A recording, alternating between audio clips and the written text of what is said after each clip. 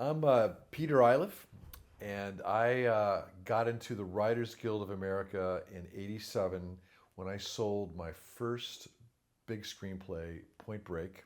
It's called Johnny Utah at the time.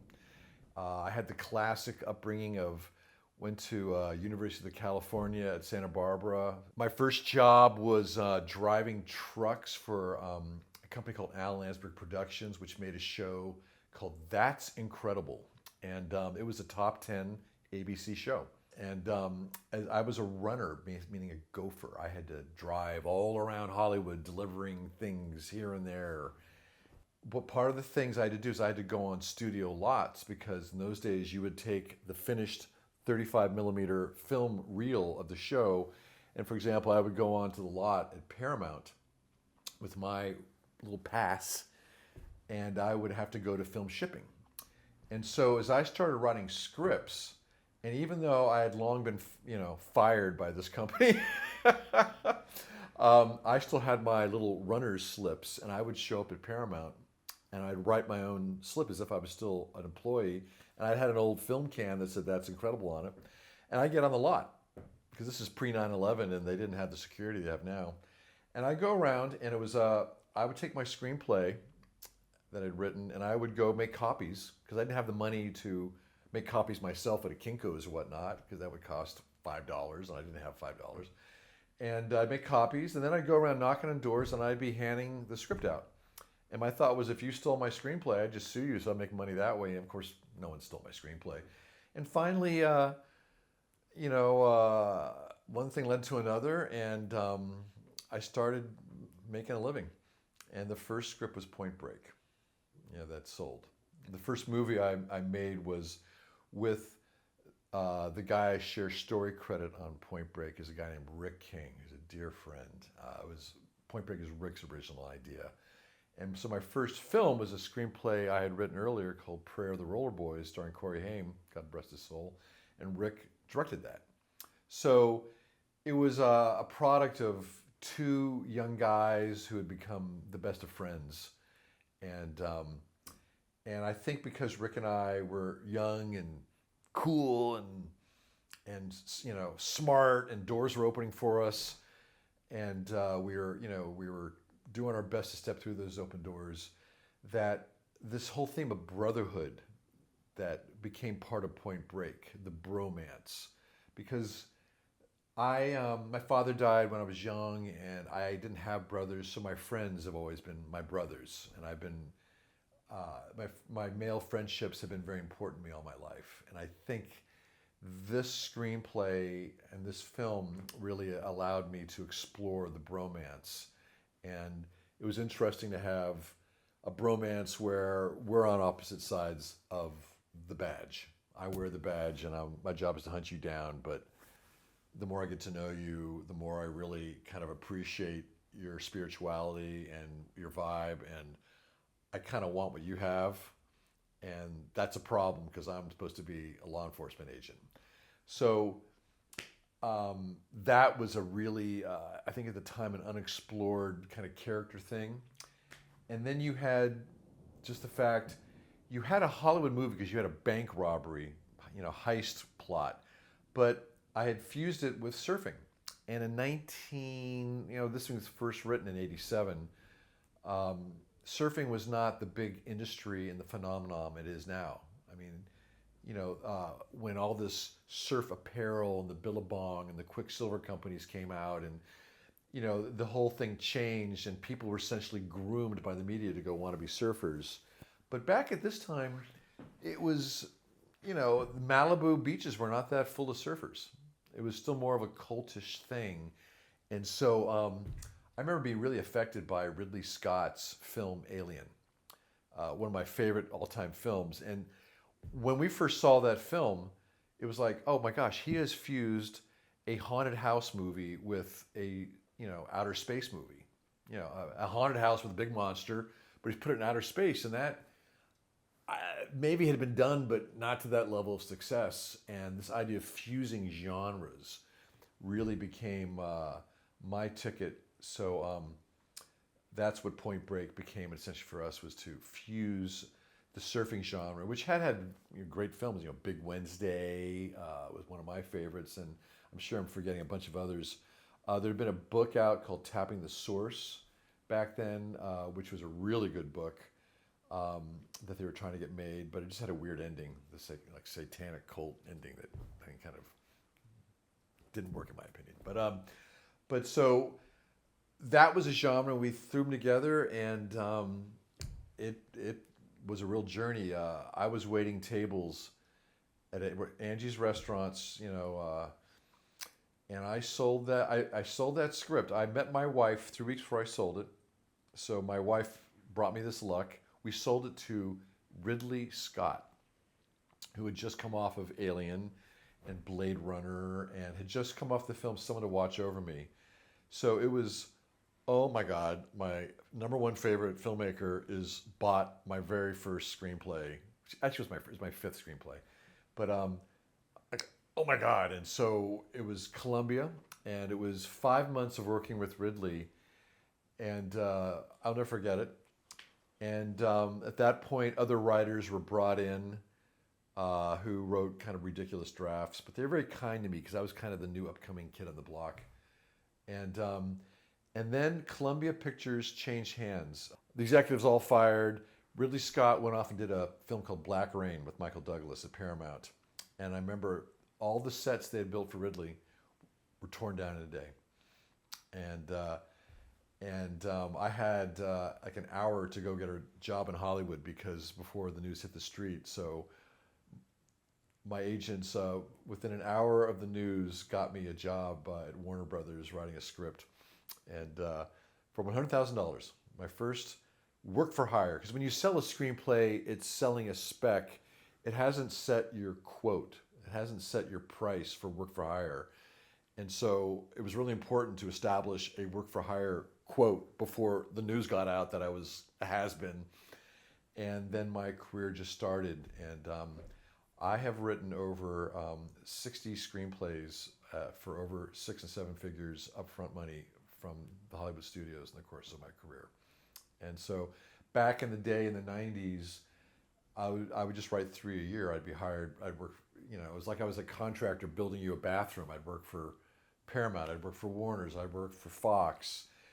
I was signed by Leading Artists, which is now UTA. And their job was to introduce me to other people. And they introduced me to Rick King, who was an independent filmmaker at the time. And he had this idea about a high school kid, about a cop, some kind of law enforcement guy who would go to high school and infiltrate some surfers who rob banks.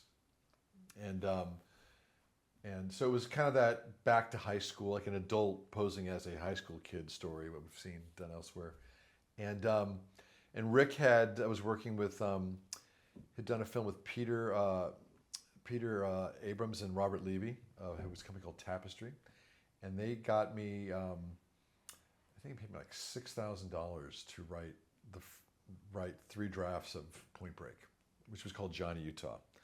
And I came on, and we share story credit because the story just took on a whole nother world. It wasn't a high school story anymore. And I created, with Rick, the characters, Bodie and the gang. And so, as we share story, a screenplay by me, Rick in first position, story by Rick King and Peter Iliff. I was then hired to write the screenplay, so it was just internal between 4 people developing this. And so it was more about, and my memory of it was, this world. Like, it was kind of like, I'd grown up, I got to UC Santa Barbara. I had then lived in Malibu when I was first coming to Hollywood.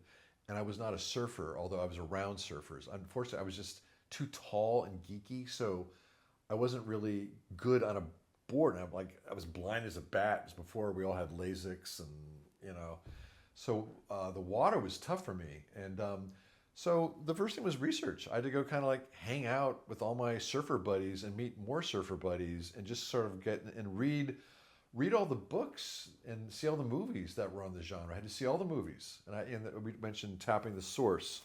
just what is being done in this world, and what's the zeitgeist of this world, and what are the past villains? You know, the Mickey Doras, Mickey the Cat. You know, there's all these kind of stories of Malibu criminals, and Mickey Dora was one of them. And so did the research, and then as we started talking about ideas and this whole idea of adrenaline junkies, and in pushing that to an edge to find that place in yourself through, you know, being that close to death, that became an idea that we were playing with. So, okay, what sports? You know, I remember back in the days they had newsstands all over town. I remember standing at newsstands before you could really be in the internet and Google and like, you know, oh, here's a skydiving magazine. I've never gone skydiving. This is interesting.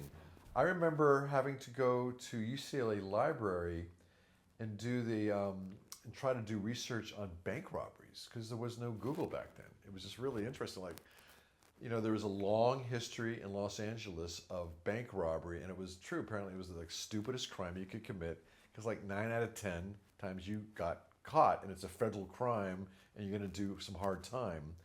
And there's all these stories of bank robbers. The Gremlins were. There was a story of one bank robber, a woman who had really large, beautiful breasts, and would kind of enter the bank in a see-through blouse.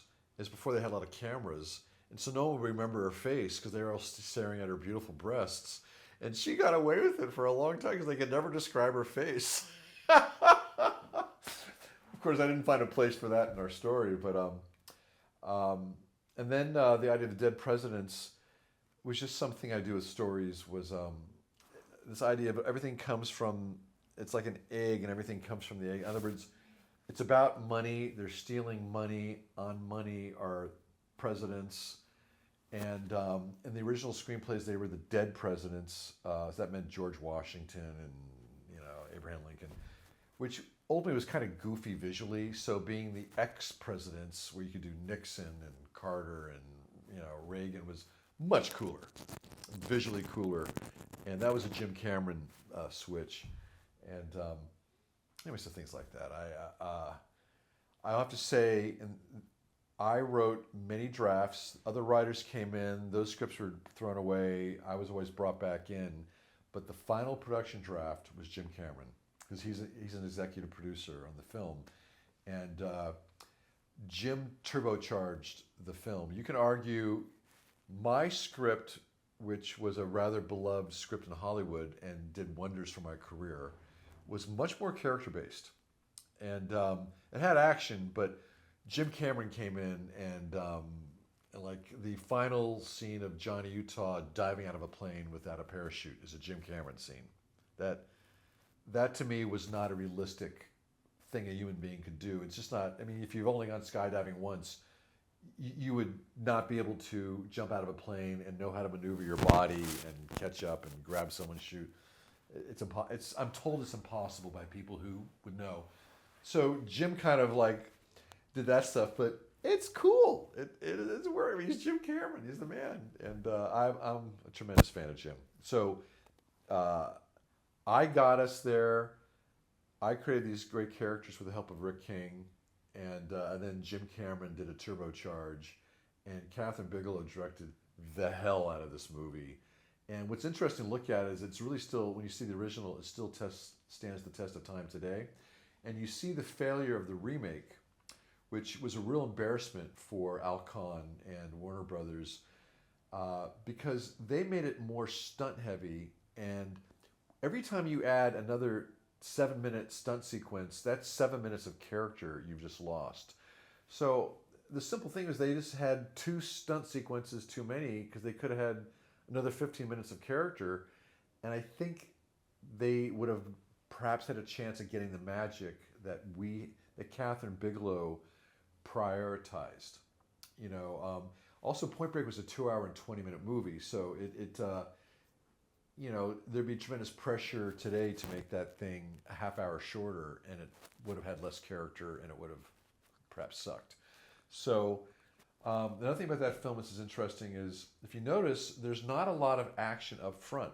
I mean, there is hey, it's time to rock and roll. The little hand says it's time to rock and roll, and they rob a bank, but that's really a minute of screen time, and then it's a backwards replay, which is really Scott's idea, to go from a live robbery to in reverse on videotape.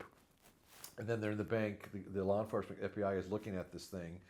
If you notice, there's not any action. There's a bunch of conversations, kind of verbal shouting matches, swimming pools, funny stuff, Gary Busey, hunting for clues. And it isn't until about 45 minutes in the movie, this thing kicks into gear. And there's that incredible lawnmower, that sequence, which Jim Cameron had a lot to do with. Then it goes back to some more plot stuff. But once the final 40 minutes is non-stop action. And it's kind of this thing that Jim Cameron talked about, the domino effect. One thing leads to the next, leads to the next, leads to the next. And it really works so well because the first half of the film really set out Keanu Reeves and the great Patrick Swayze. And I think by that time you're really invested in their relationship. And now when the action plays, you really care about these guys, and you really don't want John Utah after that foot chase to shoot Swayze because we love Swayze. So thank God he shoots at this guy because I don't want him to shoot Swayze. And that's how you hook somebody. That's how you get people to love a movie because you care. And it's really been a failing of many other action films that are forced to start with a big action scene right up front, and they just don't spend the time with character development. And guess what? They don't do very well. And that was exactly why the sequel failed, the remake, pardon me. And I'll tell you a story that was told to me. The director, who usually directors will reach out to original writers. When Rob Cohen did Fast and the Furious, which is kind of Point Break on wheels, he called me and personally wanted to check in how I felt about it, and and thank you. We're kind of stealing your movie, and I always thought that was an honorable thing. The dude who directed Point Break remake, he never saw the original film. He took it as a point of pride that he never saw the original because he wanted his vision to be unique. And I thought, what an arrogant thing, what an arrogant thing. And clearly, by not looking at what made the original an iconic film that's loved by quite a few people, he it was his own worst enemy, and he prioritized his screen time more towards action. And he did things like, in the sequel, the ex-presidents actually shoot people. The law enforcement has them surrounded. They're like opening up with automatic weapons. That's just against the principle of our lovable surfers. They're not there to take human lives. They're the bank. Robbing banks is a crime that doesn't harm people because we're not going to shoot you when we do it, and the money's federally insured, so there's really no victim. So we're beautiful people, but once these guys start, shooting at law enforcement officers with automatic weapons and Uzis and MAC-10s, I'm finding it hard to find you guys so lovable at this point. And so there's just mistakes made where you weren't able to love the characters anymore. And so it can be fun to see different versions of the same story, what works and what doesn't work. And I'm now involved on a project called Joni Utah, which is Johnny Utah's daughter. And Alcon, who made the remake, is involved, but they've been very clear. They got their ass kicked so hard by the community for not being faithful to a lot of the original film that they will only go forward with this TV show called Joni Utah if I get Catherine Bigelow or Keanu Reeves, because they want the community to feel like the original people from the original film are blessing this. So we're in the process of trying to get Catherine and Keanu. And Keanu would come back as Johnny Utah, but as an adult. This is his daughter who's now in the FBI. So he only has to be in a couple episodes, Keanu. We only need you, and then we can kill you off. You can just get your EP fee, but so that's what we're doing with the Point Break universe. Is we're trying to get it on TV. Is Point Break more relevant now than ever before? It had to be fun to think it was. Maybe it is. Maybe that's why it seems to last. Maybe that's why this American stage play, Point Break Live, went on for over 10 years in around 10 different cities, 2 different troops. I mean, more than that, 2 different productions taking different troops all around the country. There's even they even had a lawsuit against each other, and I mean, it was amazing. They would fill up these bars for years, recreating this, lampooning the film, but in a really loving way. I still get letters from people who will find me on the internet and write a letter how the movie changed their life. And I'll think, are you freaking kidding? It's a movie, but it'll be a heartfelt letter from someone who found a spiritual path out of something the movie referenced. And that's really beautiful, how movies can have that power over some people. And it's nice that there's been more positive things, because there have been negative things. There have been copycat bank robberies from Point Break. I'm sure, people have chosen violence and robbery because of this movie, so that's not a good thing. The movie did try to show that Bodhi took it too far, and Bodhi had to pay the ultimate price, because that final bank robbery, they broke their own rules and they got greedy, and that greed led to their demise. And so, we were trying to hang this stuff on spirituality and life lessons and karma, and Bodhi violated the sacred rules of the universe, and it took him down. And of course, the ending was great in that movie. The original ending was Johnny Utah shows up at the beach and goes, "You got to go with me.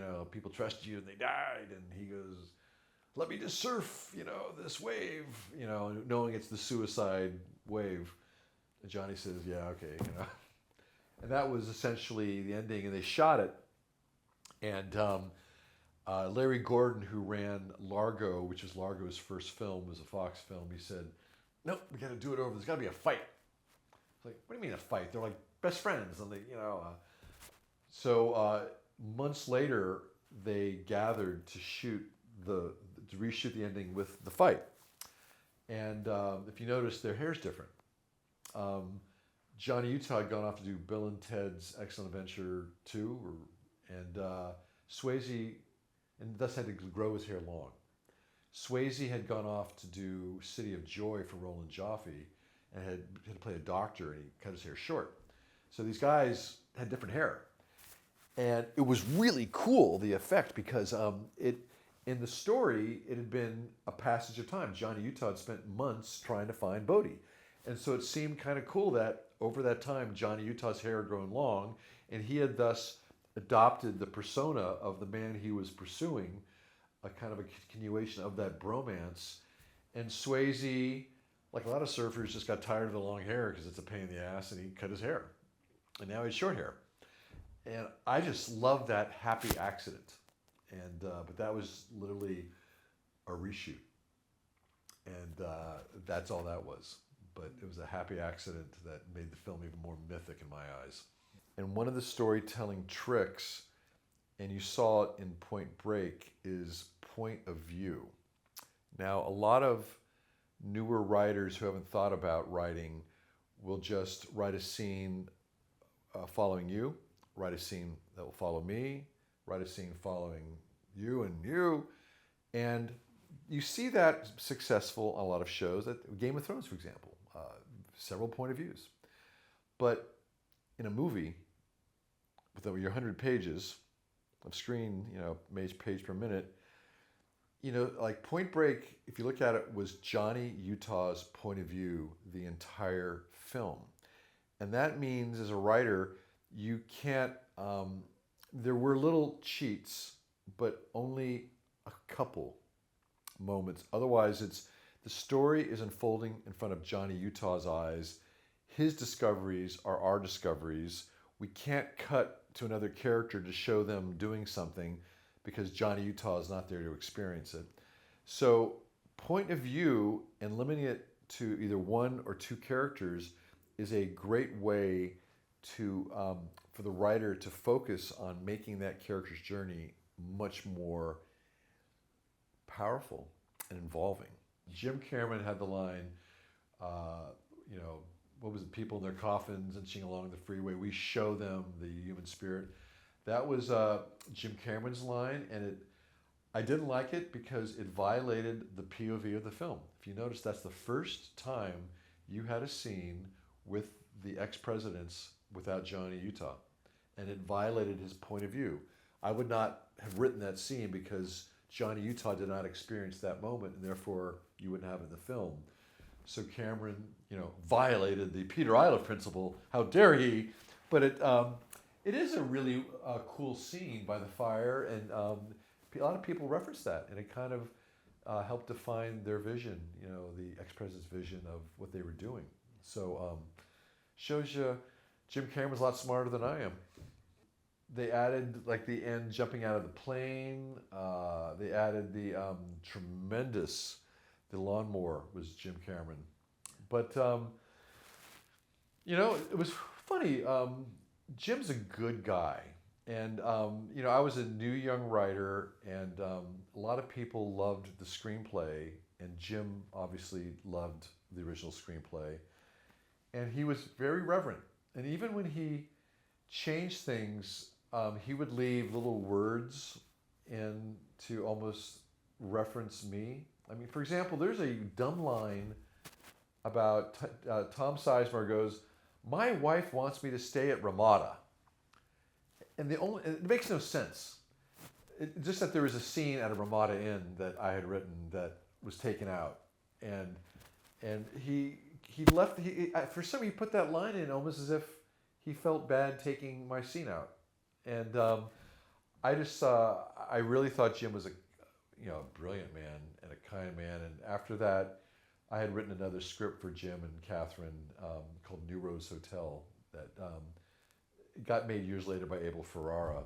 But I just remember, it was that world of William Gibson, which was very hot in the 90s, Neuromancer and Burning Chrome and so forth. And they were gonna do Strange Days, which was kind of coming from Burning Chrome a little bit, sort of maybe.